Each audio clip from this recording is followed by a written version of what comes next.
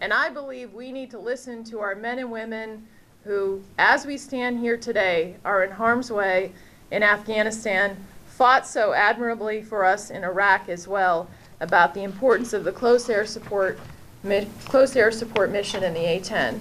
Now, I've heard a lot from the Air Force about how there are other aircraft that can perform this mission. I in no way diminish the importance of these other aircraft, whether it's the F-15, F-16, or B-1. But we have to understand that there are different close air support missions. And in fact, the ability of the A-10 to have that presence, to fly low and slow, to go into the scenario I just raised with you, this is not something the F-16s have to come in at much faster pace. And the survivability of the A-10 with its titanium tank in those circumstances is very important. It's why the re-attack times for the A-10 are faster.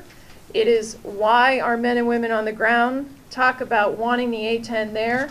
And so many of the issues that the Air Force have raised, I don't diminish the impact of other airframes.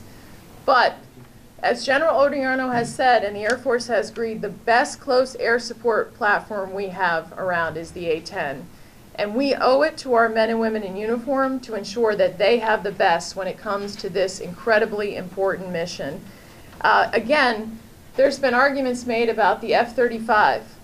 Well, we need to understand that we're walking right into a gap, because even if the F-35A, which is the variant that will perform close air support, comes online and can do what the A-10 does, and even if it can, so that has to be the assumption that can be made, it doesn't come online till 2021. The Air Force has asked to divest the A-10 in 2019.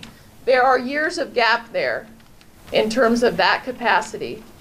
And so we cannot afford that gap for our men and women in uniform. And that is why we stand here today saying, do not retire the A-10. It is too important to our men and women in uniform, to their safety, to their security.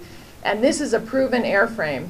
The A-10 has proven what it can do in Iraq and Afghanistan. It will prove what it can do again if we have to get involved in another ground conflict. And that is why I'm against retiring the A-10.